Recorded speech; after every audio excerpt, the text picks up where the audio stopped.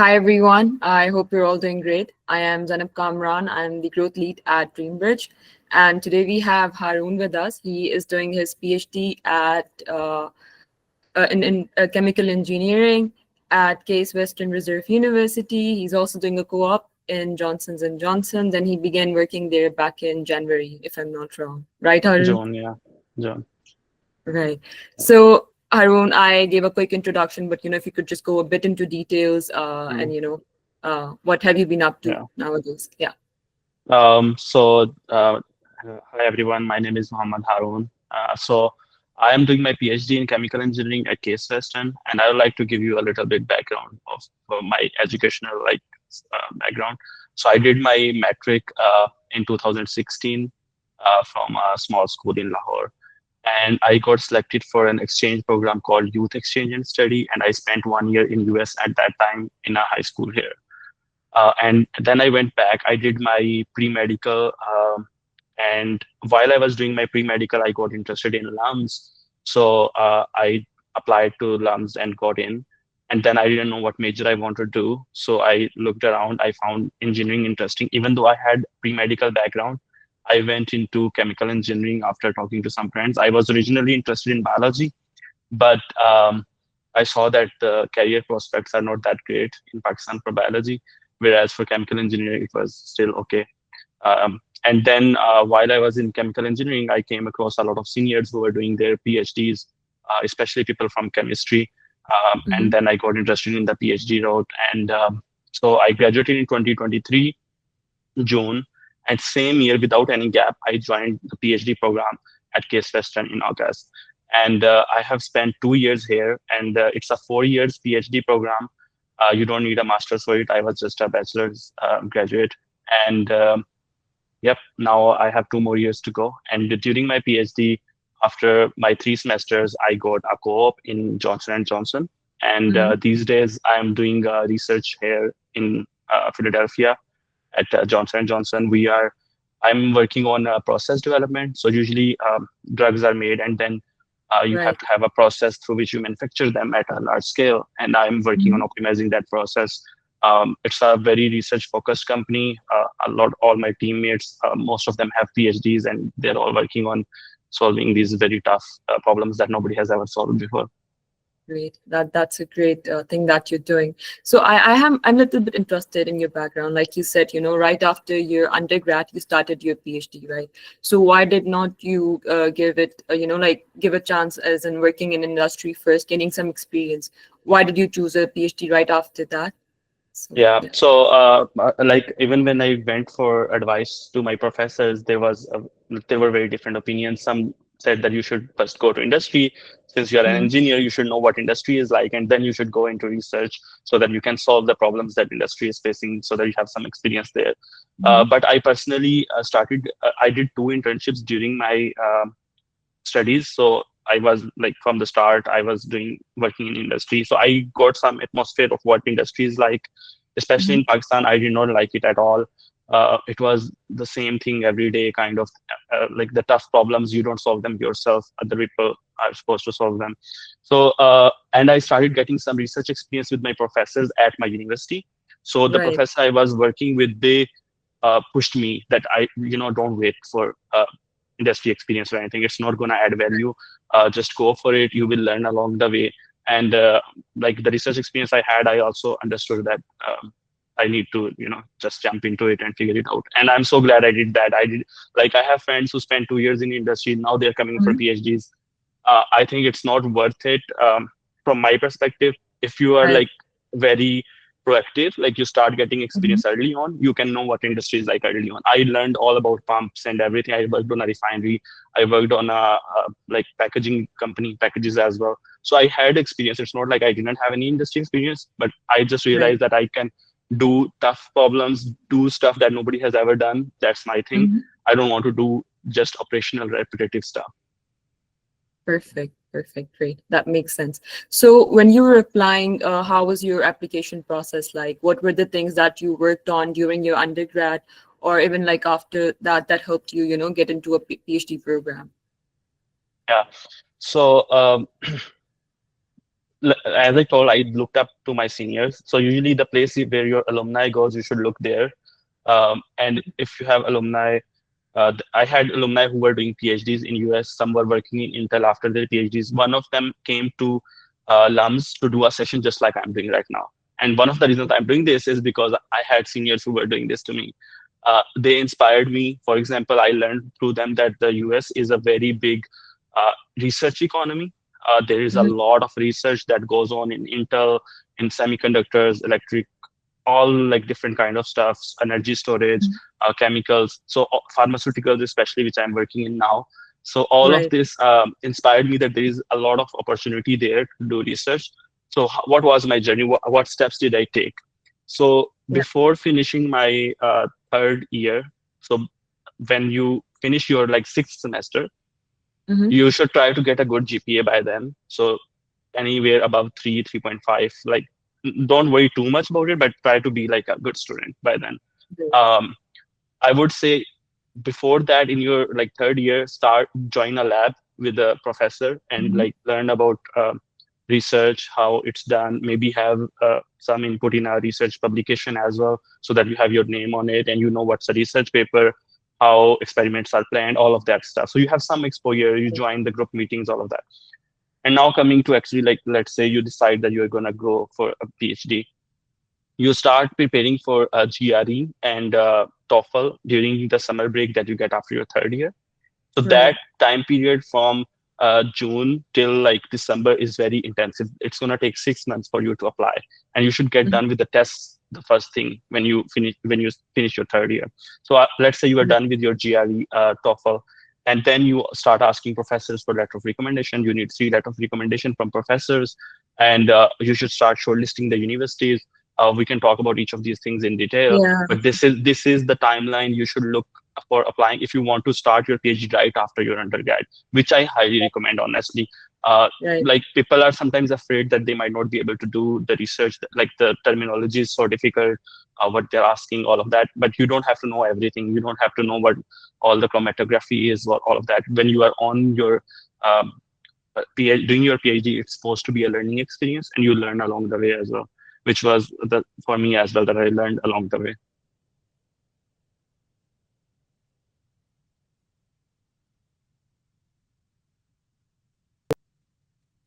Yeah. So talk a bit about university selection. When you were looking at certain universities, what kind of universities did you choose? And what were the exact timelines that you applied? Like you started preparing it, in your junior year, but when did you exactly start applying for these PhD programs? Yeah. Uh, like before that, I would like to touch on one more thing, the pros and Hmm. cons of doing a PhD. I think it's Right. important for the audience to understand what a Definitely. PhD is. A PhD Hmm. is a degree that's awarded if you make intellectual contribution to your field of study, which means that uh, you add new knowledge to the field, which is a very hard thing to do, which means you have to do something that nobody has done before to be able to earn that degree. So that's like if you are passionate about finding out, like you are very curious, all of that, then it's a very good thing to do. But if you just like Hmm. operational things, like day to day same things, kind of, then it's not for you. You're gonna hate every Right. moment of it. It's gonna be very bad experience. But if Hmm. you are curiosity driven, then you are gonna love it. It's a lot of hard work to have to overwork all of that. Usually, like PhD students are very stressed. You have to write papers, all of these things. Hmm. Um, on the positive side, like US has a big market, industry market, as well as you get paid during your degree. So you get paid to learn and like do research, which is a handsome amount in which you can live comfortably. You don't have to Right. worry about the finances during that time. And after you finish your PhD, you're gonna get a very big jump. You are Right. gonna like people who have like let's say masters, you will start Hmm. a bit way above the pay grade of a master's. You're like if you they Right. say that if you want to work for yourself, do a PhD. Mhm. So you will have more independence you in your decision making. I usually think that a master's just gives you an edge to join bachelor's industry, whereas PhD industry is a different industry. The research Right. industry is a different industry. So So if on average, you could give us a figure, K, let's say if you're doing a master's, so you start as an analyst, but if you're doing a PhD, then these are the certain positions where, you start yeah, as quickly. So, for example, at Johnson and Johnson, if Mhm. you come with a master's degree, you join as associate scientist, and then there is Right. like associate scientist one, and then you become a Mhm. scientist, and then you become a senior scientist. So it's like Right. three, four ranks, which takes more than 6, 7 years to get to that Right. senior scientist. Whereas a Mhm. PhD joins directly as a senior scientist. Great. So you Great. Great. start your career from there. And there is a huge pay difference as well. And also, like Mhm. in terms of independence, a master's Mhm. has to work under other people more Definitely. so, whereas a PhD gets more freedom to decide how they do their studies and what job topics even sometimes they choose to work on. So Perfect. the PhD definitely, like, you end up spending 4 or 5 years of your life, Mhm. especially like the most energetic career years, I would say, but you Yeah. get that reward in terms of higher salaries, more freedom, more security. I would say, like, the biggest Mhm. thing is security as well, because lesser Mhm. people have PhDs. There is always more demand, especially with Right. AI and everything. I think the demand for PhD is going up and up in US. So Right. one It's also, more, yeah, yeah, just a quick question, right? If you could also give like an average compensation, let's say after the masters, let's say you get a job of around 100K, for example, on yeah, yeah. average, right? It could be more, could be less. So is there an average for a PhD candidate when they Yeah. get into the industry? Since also, So there is a lot of dilemma around this case. After a PhD, you can only join in, academia. But yeah, like you've mentioned, and like you're also working in the industry, so yeah. there are those routes as well. So it's one thing to clear that 80% of PhDs in US go on to work in industry. The Great. industry in US for research is so huge. Mhm. And then also for compensation, I think after getting a PhD, everybody expects minimum 100K. Right. I see most people starting at 120K, 130, 150, Hmm. so it can vary a lot based on like where Right. you are in terms of cost and living Perfect. and everything. But usually people do start really high up. Hmm. And again, that the thing I like mentioned earlier, you're getting trained to be very specialized in a field for free. Right. Like your tuition, Hmm. everything is covered. You're getting compensated for like the study that you're Hmm. doing, and all of that skill then translates into you having more freedom later on. All of these things. So that's why I personally chose this route as well. I think you can still like reach there through industry as well, but PhD is a bit safer route. You start Definitely. high up in the career ladder, uh, and then you like I like in Johnson and Johnson, like 2, 3 ranks above like a senior scientist, there is no one without a PhD. So even like 20 years down the road, a PhD in a research like field is gonna get more promotions, and they're gonna become the director and like the CEO and all of these things, Perfect. because like the higher up you go, the more independence you need and all of these things, which I feel like Definitely. masters doesn't give you. It's if you want to work in research, but if you are working Right. in, let's say, finance or some other field, then it doesn't probably matter. Then that's why you don't have like much PhDs in that. So Right. PhDs are usually STEM focused, and their like careers are also very STEM focused as well. Right. So, another question, and then we, move back towards the application of a PhD candidate back when you were in uni. So, if you could, talk about the day-to-day work, life balance, or just the day-to-day, work activities of a researcher. Oh, what is the feel like? What do you do? What kind of Mhm. projects you're working on? Yeah.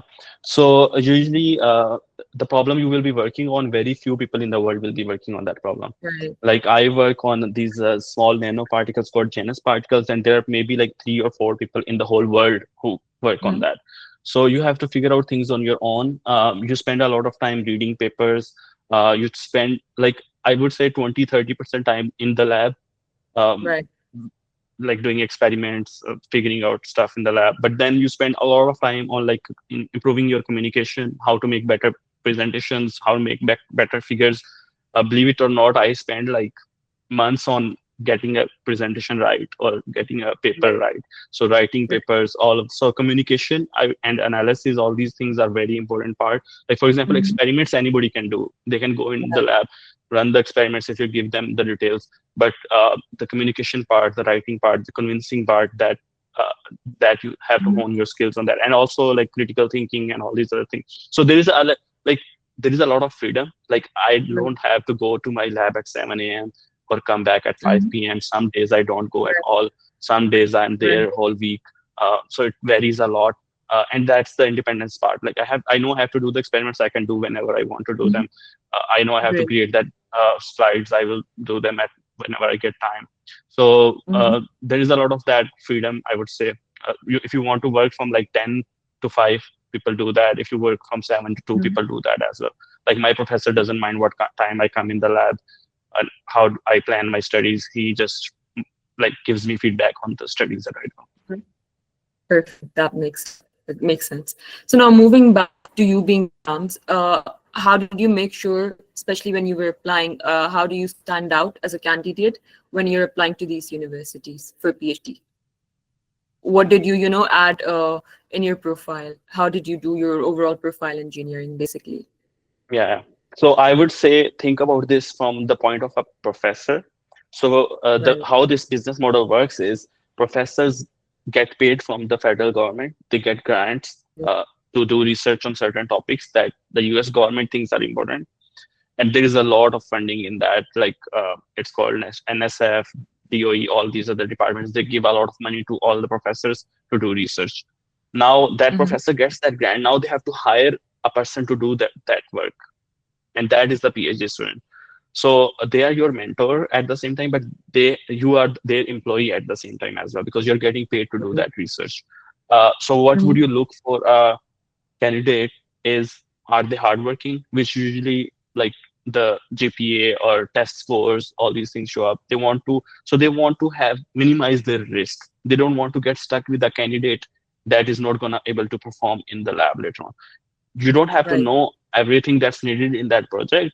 You just have to show that you are willing to learn, which you show by your grades, your test scores, and I would say research experience. If you have some research experience with the professor, you have some publication, that just shows to the professor that I'm not going to be a liability on you. I won't need to ask you what's a research paper, how to Mm-hmm. cite a research paper, these kind of questions. Like I have some basic understanding of what research is like. And And if you these could give, days, yeah, uh, the sorry competition to is cut. very high, so that's why you want to Yeah. stand out as much as possible through these things. Yeah.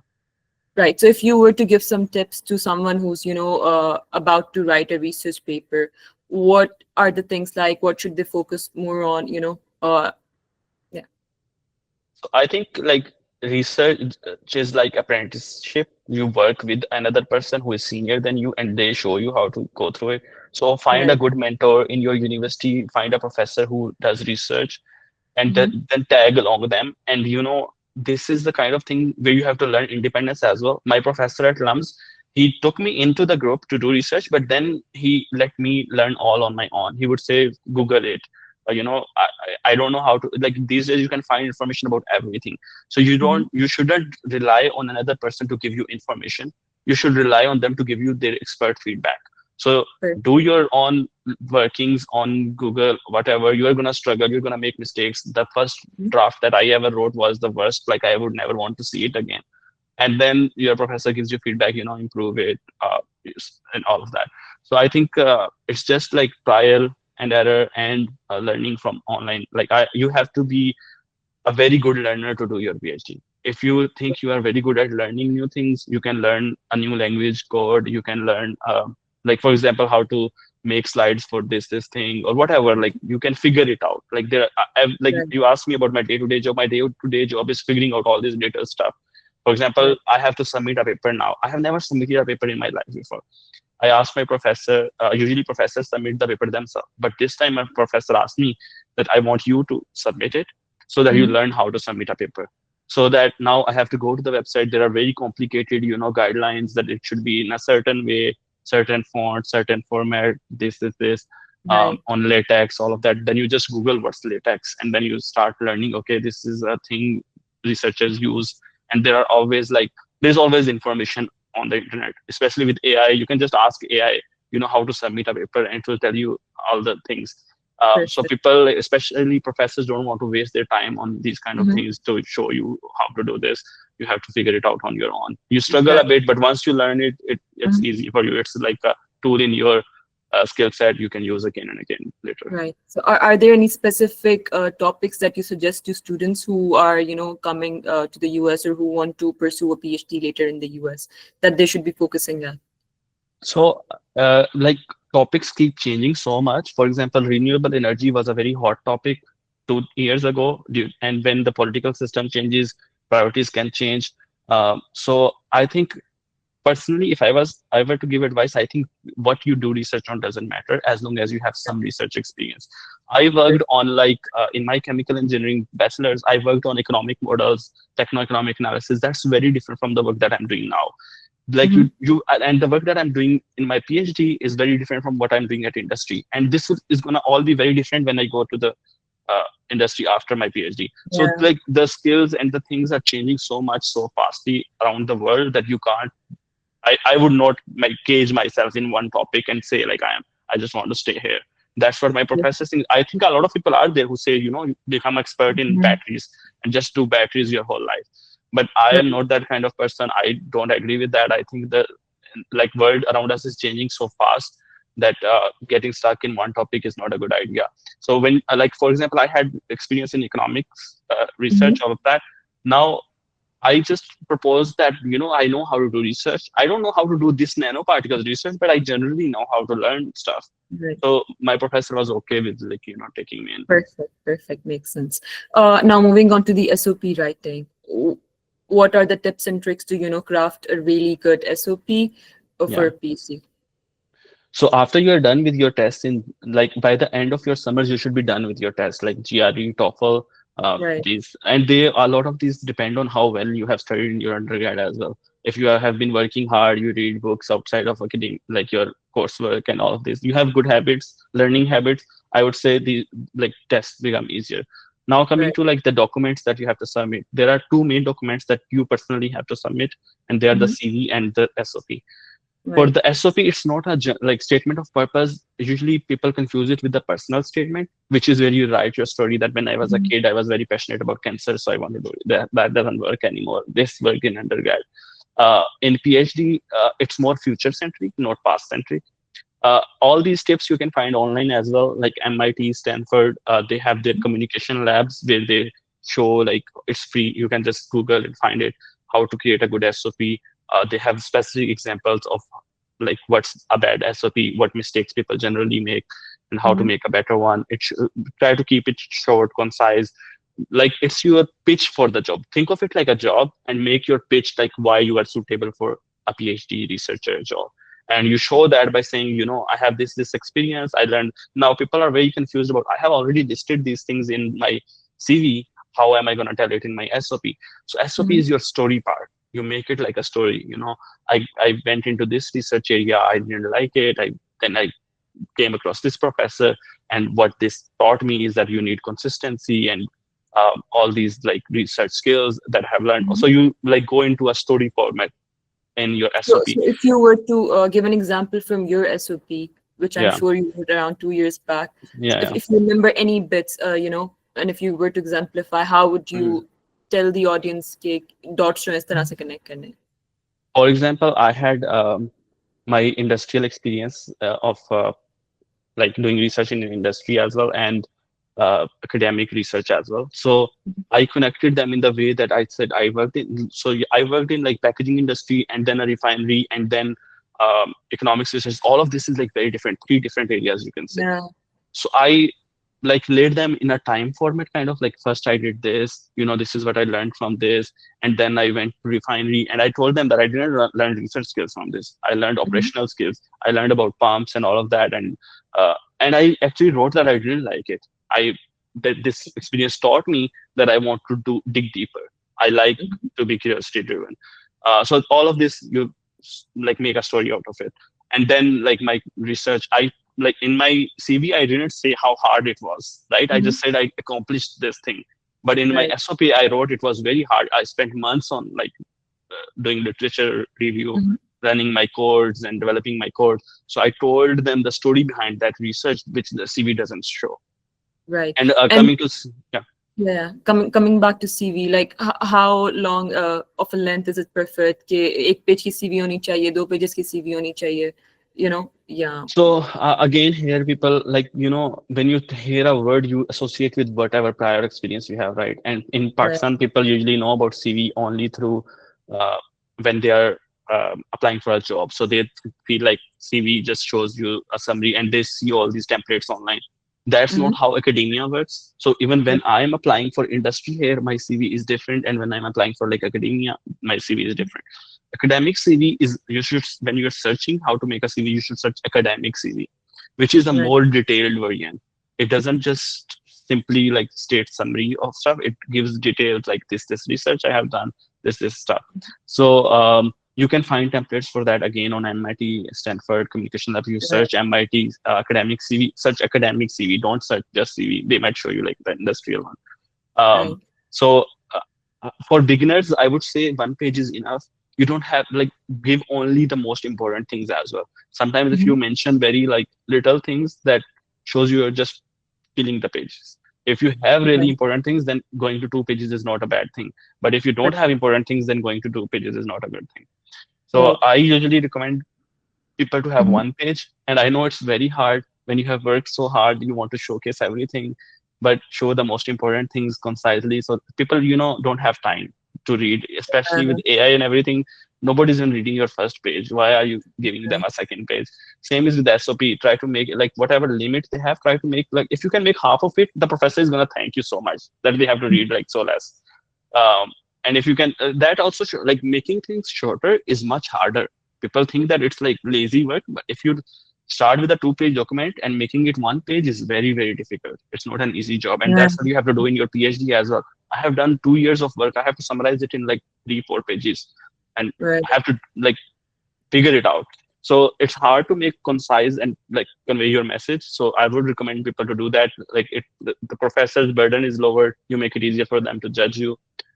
So that, yeah, that's what I would recommend. That stay to 1 page if you are a beginner, but if you have like extensive research experience, I personally made 2 pages, and I wish I could have made 1 page. Now my CV is 1 page, just so Yeah. everybody knows.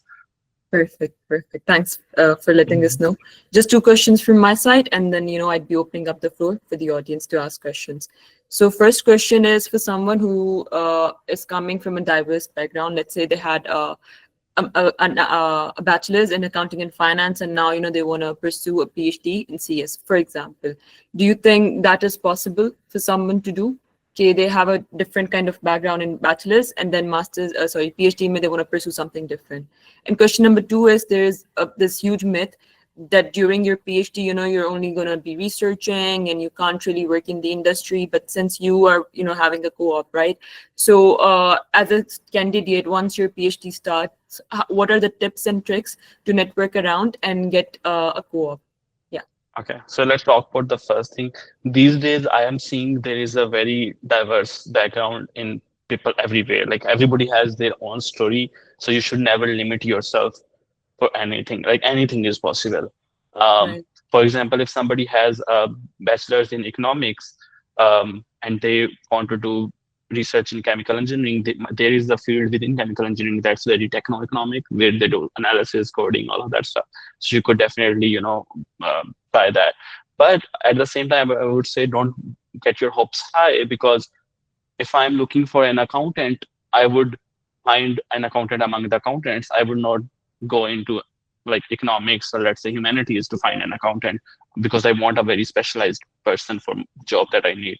Mhm. So therefore, it's less likely. Definitely, a person from STEM is going to have more advantage, but I wouldn't say that's impossible. The thing is that you have to work harder to get the same position.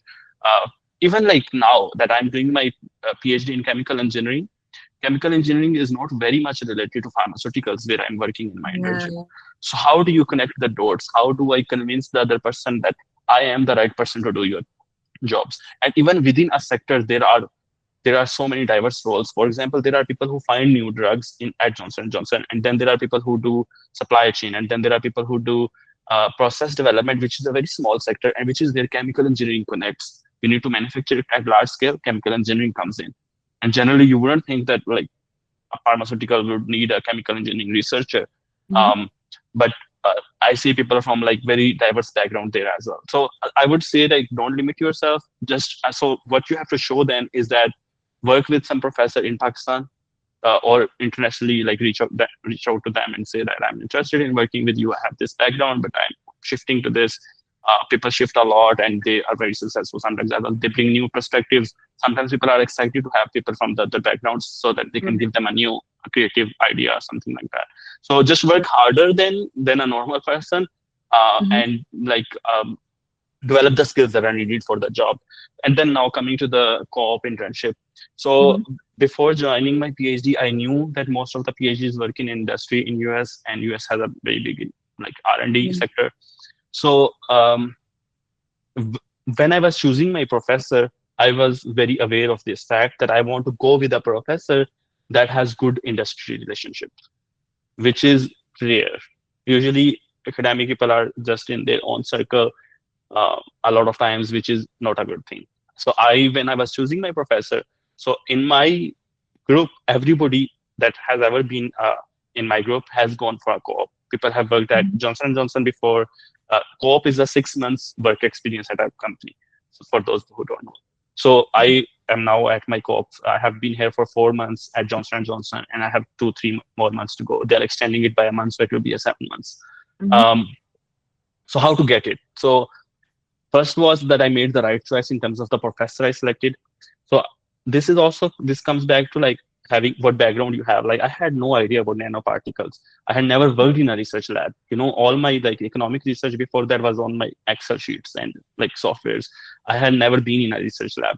Mhm. But and when my professor was explaining the research project to me, I had zero idea about that.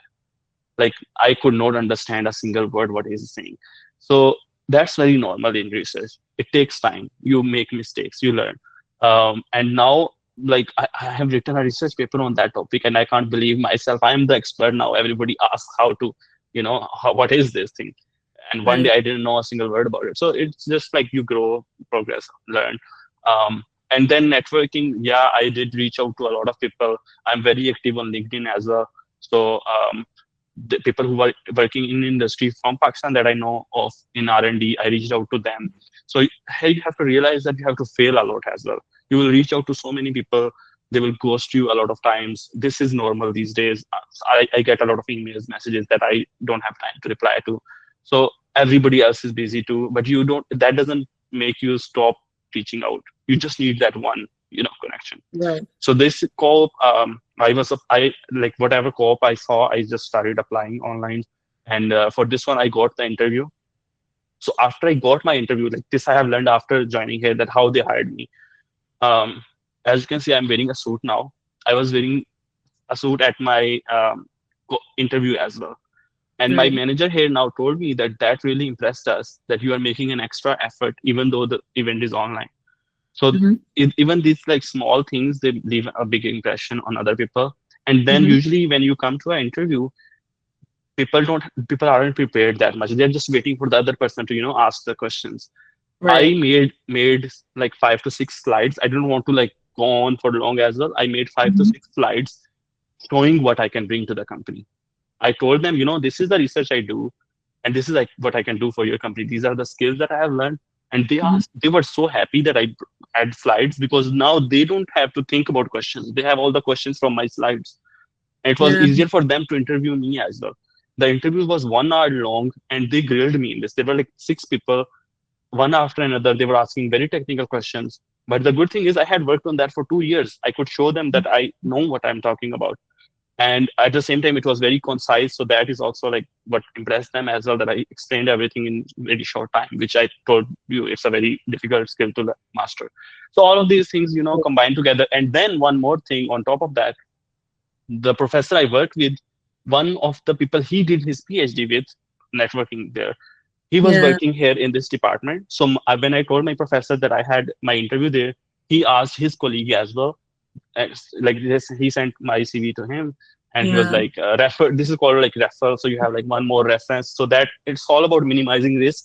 Now my manager thinks, his interview was very good. He communicated well. He came prepared. Now we have a very strong reference as well for this Mhm. candidate. So let's like hire him. And this is what I learned after, coming here. So all of these things are important. Referrals are important. A lot of time people don't get the opportunity no matter how good they are because they don't have referrals.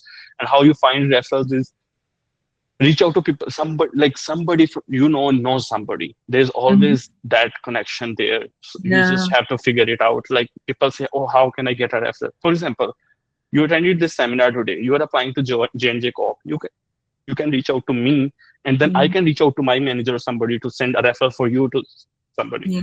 So you just need to like stand out in these small ways, especially when the market is so competitive. You need these strategies. Sometimes people reach out and they're like, can we have just a quick 15 minutes call with you? And in that 15-minute call, they build like a connection with the other person, and then they ask them, can you refer me? So that Mm, kind of like, there are so many strategies people use to get in. And perfect. once you're in, then you have like a big network. Now I'm in the pharmaceutical sector. I know so many people in the pharmaceutical Mm, sector at different conferences through LinkedIn, all of these things. great tips. Perfect. So now I'm going to be opening up the floor for people. पहला question Safdar Bajwa का है. Safdar, if you would like to unmute yourself, you can. Otherwise, I'd read out your question. Uh, right. I'd just read out his question. So he's asking how much role does CGPA plays in PhD admission? Compare which one is preferred over weighted more. Low CGPA and high GRE score versus high CGPA and low GRE score. So I think if like GRE is usually optional most of the time, so you can give GRE, and if you take GRE and if you don't get like a good score, you can not show it in Mhm. your profile, apply to places that doesn't require it. But Right. I'm thinking from a professor's perspective, again, a high GRE score, I would say, gives me a lot of confidence in the student that the GPA, so GPA can depend so much on the institution. If nobody knows your institution, like if somebody has 3.2 GPA from Harvard, then, okay. But if somebody Yeah. has 3.2 from some unknown institute, I don't know, like how did they get it, how, all of that. So I think GRE is like that's the purpose of these standardized score, to get Hmm. like an idea of how great the candidates stand. And again, these things are from the other, like just like you have questions, there are Yeah. different opinions on the other side as well. Not all Yeah. professors think the same. Some professors might give GPA more weight over GRE.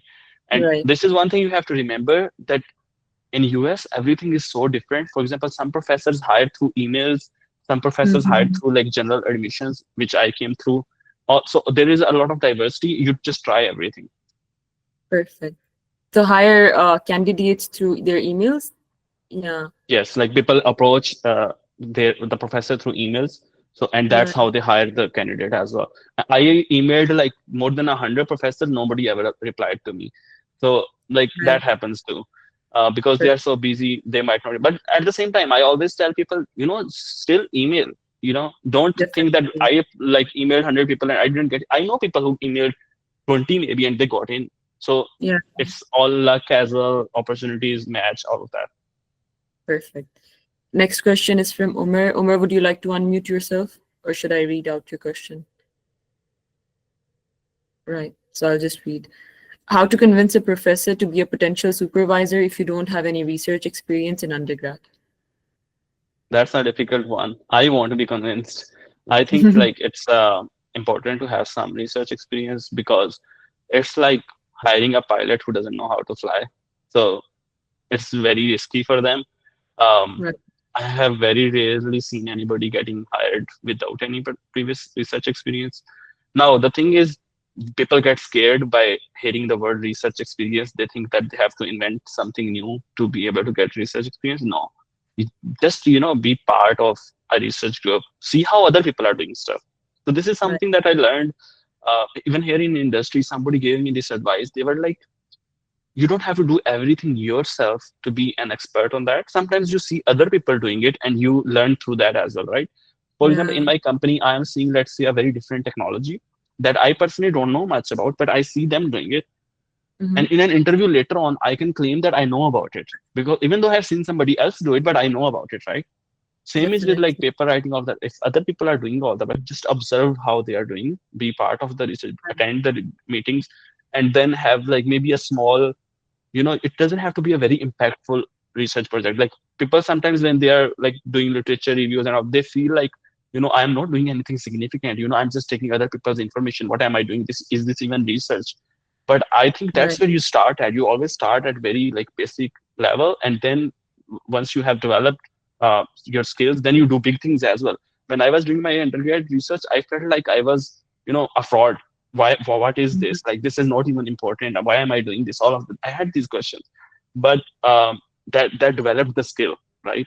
And now I can do very impactful work, especially in industry when I'm like developing this process. This is like a world changing thing actually. The whole technology around that thing is changing, and 20 years down the road, how Mhm. medicines are manufactured, I will have some part in that.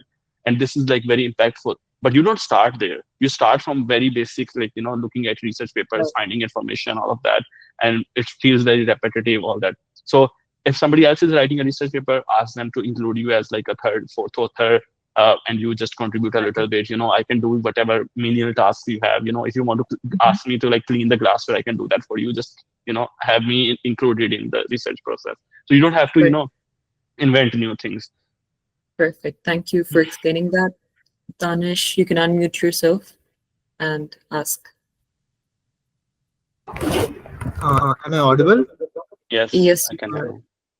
you. First of all, hi Zainab and hi Haroon. Thank you for the session. I'm a third year student at IBA doing BBA. My question is for finance. My interests are in finance and data analytics. So, is research important for these two fields?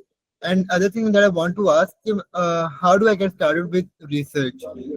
I'm studying methods of business research at my university, but I don't find that course helpful at all. Are there any resources out there on YouTube or somewhere to learn how a research is conducted? That there are some videos, but there's videos that are like 5 to 10 minutes. You can't learn how to do research from those videos. So, can you help me with some resources from where I can learn like how to properly do some research? Or maybe some Yeah. tips So, on that. Danish, I don't have much experience with finance field.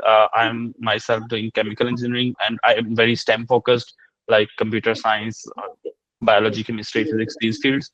But people do PhDs in finance. There are opportunities. It's not like there are no PhDs in finance, but definitely way less than STEM fields, and there is less funding for finance PhDs as well.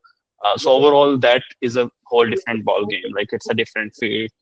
I don't have much experience with that. You should try to find somebody who is doing a PhD in finance in US and ask these questions to them. Whereas learning about research, I think you could just start reading research papers. It takes, if you are reading a research paper for the first time, you might not even understand 10% of it. So you have to read it again and again to understand what it says. Um, I wouldn't learn research on YouTube. I like That's not a good way to learn it. I would read research papers to learn about research. So um, that's the way scientists communicate, and that's what I would do. Whatever, like let's say I'm interested in nanoparticles, there are called review papers, which like summarize the whole field. So you could just search nanoparticles review paper. If you want to look at applications in a certain area, look that up. So this kind of way. And first time you won't understand much, you read it again. Spend like a week on a paper if you have to. I do that even now. So these are normal things. Sometimes people think that, oh, I don't understand it reading once. Maybe I'm not like able to do research. So that's not the case. Um, I can read some questions from the comments if you want, or Adnan, you can go ahead. Yeah. Yeah, so I had one question. Like, I Yeah. wanted to know your perspective on, like, if someone is, let's say, following one path of career or like a professional degree, but he want to move. Let's say, like, I've studied law. I did my undergrad in Pakistan, then I came here for my master's in US. But now I'm thinking of, like going for PhD in either the business school or anything else. So, like, how should one pursue that? Like, I have experience in corporate law and everything, but obviously my research is entirely focused in, like on the law side. Mm. So, how should I pursue that? Like, if you have anything in your mind.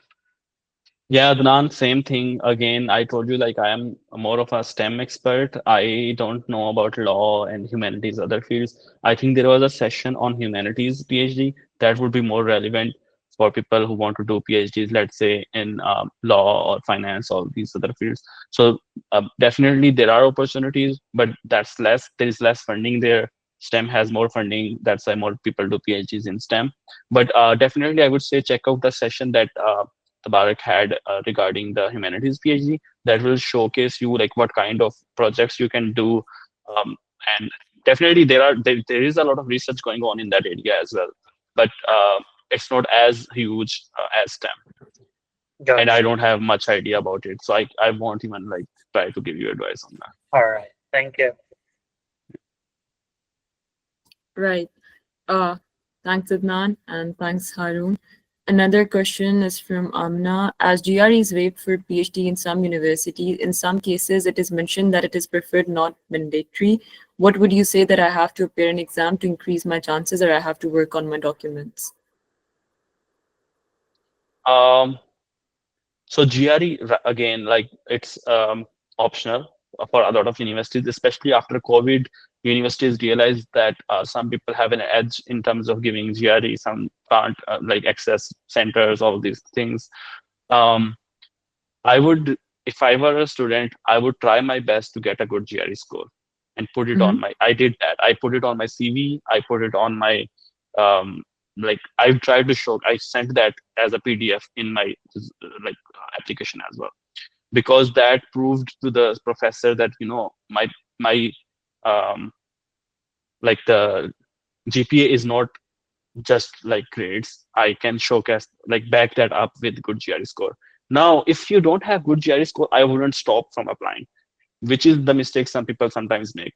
Like, if I got Right. a lower GRE score, I would just not show it. Like, say I didn't give GRE and just apply to places where GRE is not required, and like make your rest of the profile like really good in terms of research experience and all these other things.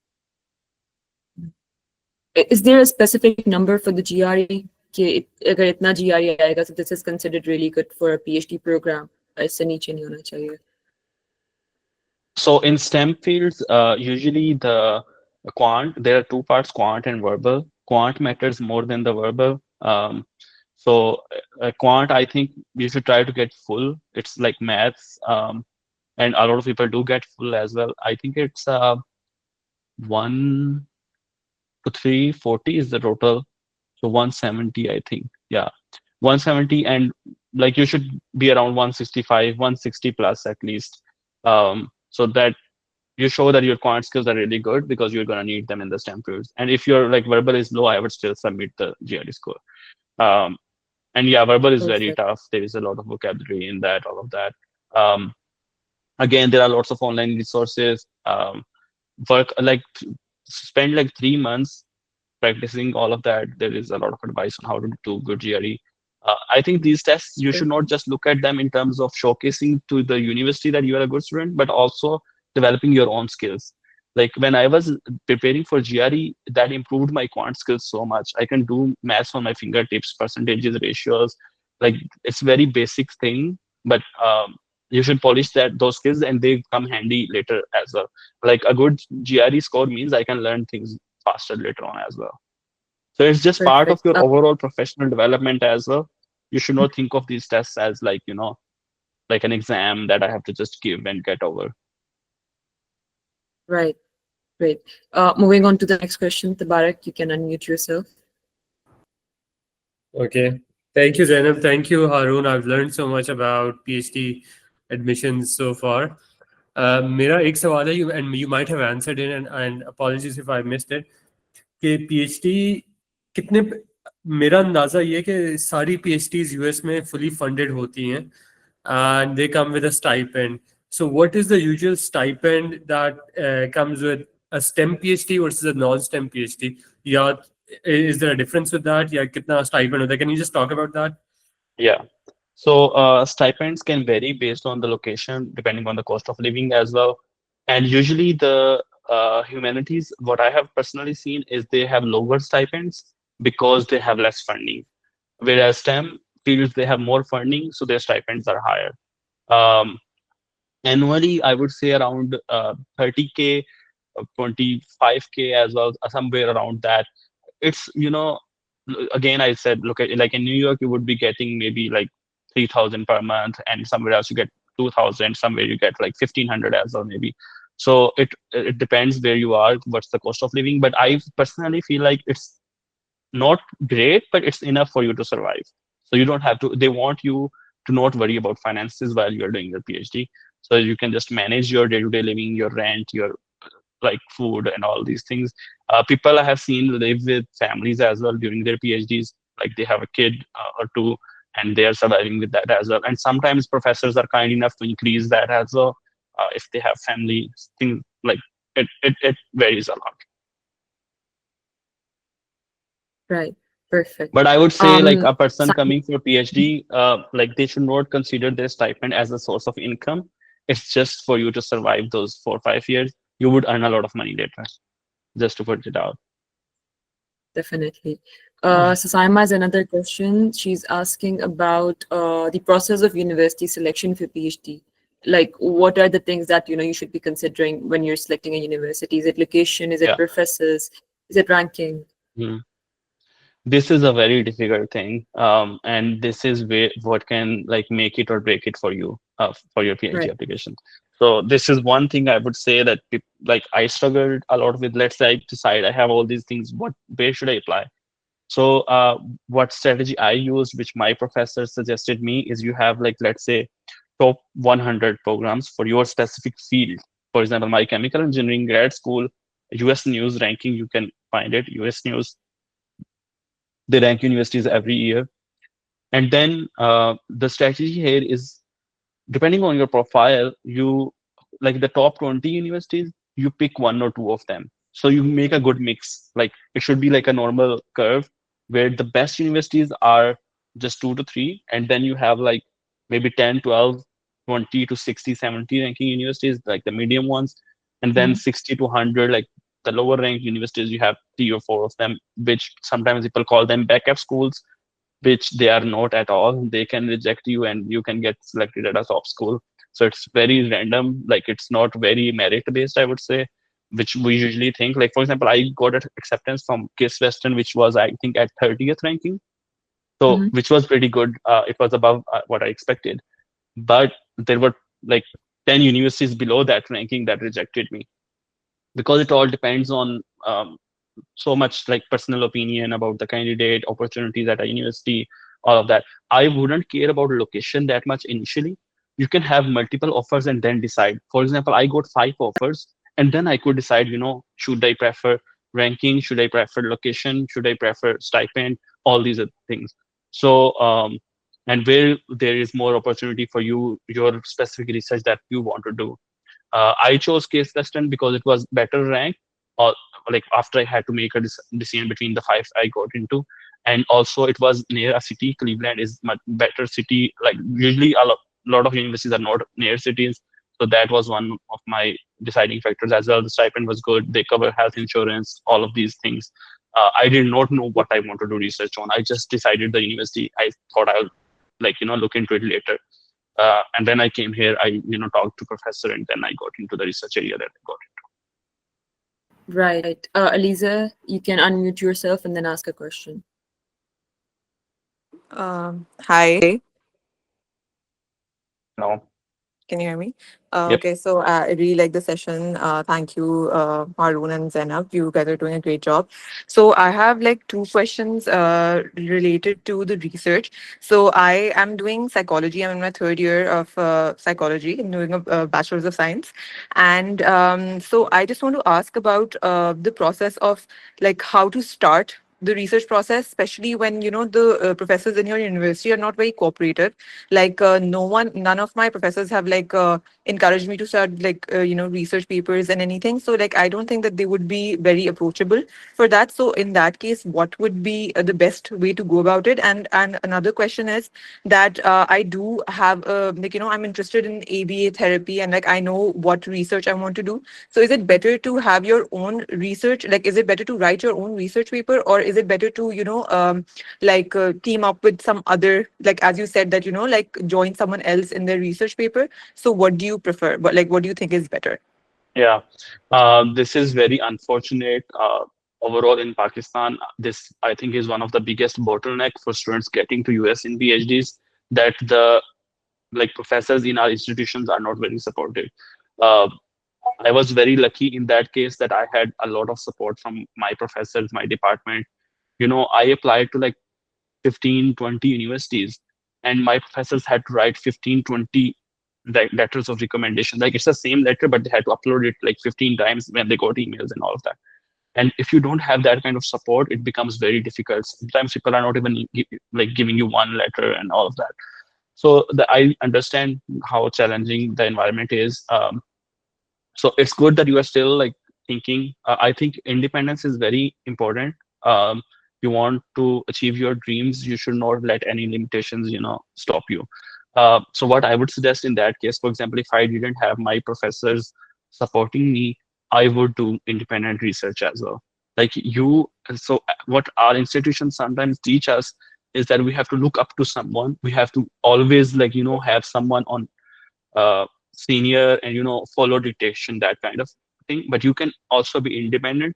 It's much harder, but you can do that. Nobody's stopping you from that. So if I was in your place, I would do a literature survey and write like a short paper, figure out online how to write a research paper, how to submit a research paper. But it would be much better, it would be much easier if you could find someone outside even of your university, like some other university, a professor who is doing similar work. Do work for them for free. Ask them, is there any analysis, any writing, anything I can do for you for free? I would like to volunteer my time to get some research experience. And they always, people have so much, you can say, small tasks that they need help with. And if you can help them out with that, they will be happy to put your name on the paper or something like that. So I would like look within Pakistan, other universities where somebody is doing some research related or something like that. Approach them, email them. Can I contribute any way? I have, like, I can give you my time, whatever you ask me, I will write it down, do the analysis, whatever. And then also you can also approach professors in America and like volunteer that if you have any task, I would like, this is very less likely that they will reply. I'm like telling you already, but it doesn't hurt, to take some independent approach. You never know what you're going to bump into. So definitely like go ahead, write a research paper, publish it on your own. It's not a bad thing. It's better to have people supporting you through the journey, but if you don't, it's not a bad thing. Like if I am evaluating a candidate and they did some independent work, I would rate that higher. Like they had the drive, which is exactly what you need for your PhD. Nobody is pushing you to do stuff. You have to do it on your own. So that's a very good approach that you can take and showcase in your profile as well. Even in your SOP, just write it down, that I'm so like passionate about this research that I don't have any support and still I'm trying to go around it. Right. Thank you. Perfect. Now we're going to be taking two more questions, and then after that, we'd have final words from Haroon, and we'd wrap it up. Right. So Saim has another question about writing a research proposal for PhD. He's asking for advice on writing that. A PhD proposal, I did not submit any PhD proposal, but sometimes I have heard that such a document exists, which is some like usually it's the in US, especially maybe you have some experience with Europe or something, but in US, professors have projects already for you, so you don't have to write a PhD proposal. They already have a plan laid out about what you need to do, which I would not say is a great plan always. Like sometimes it works, sometimes it doesn't, but they are there to support you, and you don't have to write a proposal at all. But if it's required somewhere, you can search online, learn more about the field. Again, do like literature survey, find gaps. Sometimes the purpose, like maybe some professor asks you to write a proposal, they want to learn that can you think critically, can you find gaps in knowledge, which is your job as a PhD as well. That you don't want to do something which has already been done. How do you find out that this has not been done before? That's how you work on a proposal. You do the literature survey to find out, okay, in this field, all this is known, but this one thing, one question is missing. It's not been answered. I will answer this question through my research. So that's what a research proposal is. And yeah, you can write one. Perfect. Urji is asking about how significant is it to have published research compared to conducting extensive research that remains unpublished for PhD applications? So no matter how much research you do, it doesn't matter as long as it's communicated. And you don't have to write a research paper, but like presentations in conferences, anywhere. So there has to be some proof that you did your research, because that is a very hard part of it. So I would recommend that you find some conference where you can present it. find like submit the research paper on your own or with the professor's help, however. But that is important to have some evidence that you did your research. For example, I had a research publication, a conference presentation, and a submitted publication as well when I was applying.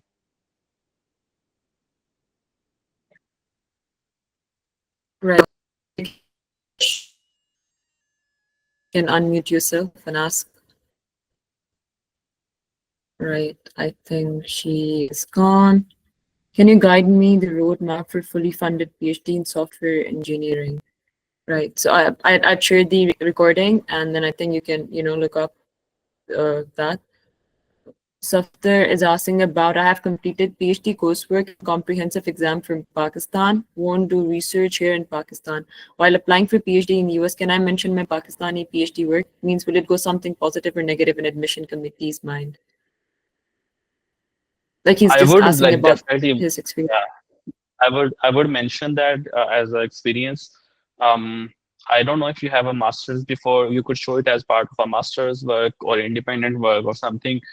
Like this is a difficult one which I don't have experience with, that you are doing a PhD with someone else and then you want to, ditch them to go somewhere else, kind of situation where how would it be perceived? You could spin the story that you are looking for a better work environment, all of these things.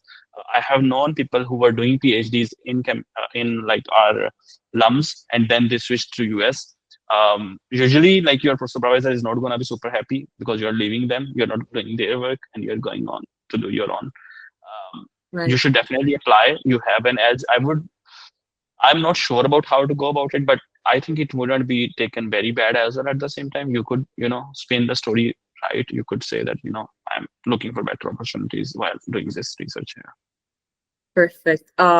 So for anyone, who wants to reach out to you after this session, what is the best way for them to reach out to you? Yeah, anybody can email me. I'm very happy to help. I have a lot of people approaching me a lot of time. If you want your SOP read, it's just a way of giving back.